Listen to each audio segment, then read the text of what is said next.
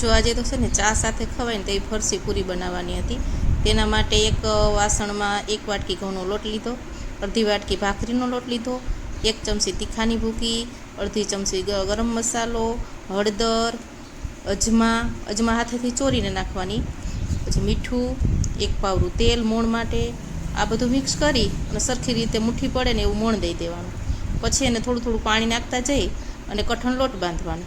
લોટ બંધાઈને થોડીક વાર ઢાંકીને મૂકી દેવાનું ને એક બાજુ તેલ મૂકી દેવાનું। તેલ આવી જાય પછી આમાંથી એક નાનો એવો લોયો લઈ અને એની મોટો બધો રોટલો વણવાનો। રોટલો એકદમ સરસ પતલો એવો નહીં, જાડોય નહીં, એવો વણવાનો। અને પછી એક ગ્લાસ લઈ એટલે ચાકુ લઈ અને તેમાં કાણા પાડી દેવાના બધી ચપ્પુથી, અને પછી ગ્લાસ લઈ અને પૂરી નાની નાની સરસ એમાંથી કાઢી લેવાની। પૂરી 3 થી 4 થશે, એ થઈ જાય પછી એને હે ને આવી રીતે બનાવવાની અને પછી તેલમાં તળી લેવાની। એકદમ કડક અને પોચી મસ્ત ક્રિસ્પી થાય ને ત્યાં સુધી એને તળી લેવાની। જો આ તળીને કાઢી બારે, જો કેવી સરસ તૂટી જાય છે। ચા સાથે એન્જોય કરો।